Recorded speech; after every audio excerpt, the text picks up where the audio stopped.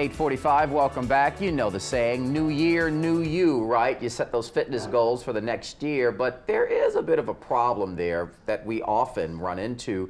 The goals sound good when we set them up, but actually executing them, that's the challenge. So we've got Spencer Shilstone in this morning to help us better streamline those goals. Good morning to you. Good morning. So what's the problem? Well, when people make a New Year's resolution, they tend to be unachievable or they're way too vague, so we don't stick with them.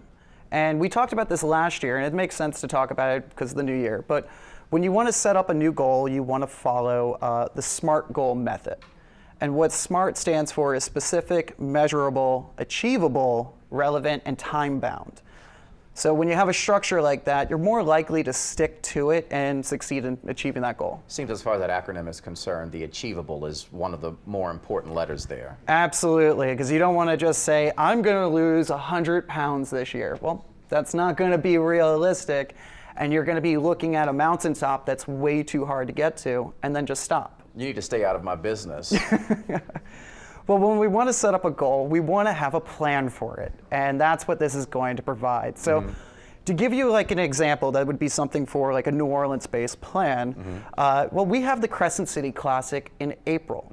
So trying to build a SMART goal plan around that would be a great way. So we want to hit each and every single one of those letters. So a full goal would be something like, I'm going to run the Crescent City Classic in under 60 minutes. I'm going to go about doing this by doing a structured, medium distance training plan that has recovery and injury prevention in mind. So you now know that like it's time bound.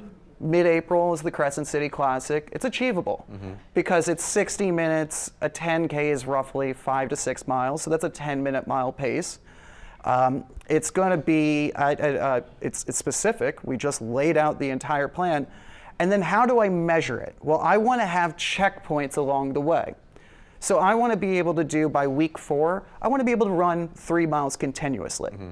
And I'm going to build that up by week 8 to get to be able to do, let's say, 5 miles. And then by week 12, I can do the 10K because I don't want to be surprised on what it's going to be like to run a 10K right before race day. So let's talk about the starting point then. I would imagine that you would need a true assessment as to where you stand if you do want to achieve those goals. Absolutely. Just like if any training program that you're going to start, you need to measure at the beginning. You need to know where you're at and where you're weak on to be able to build from that.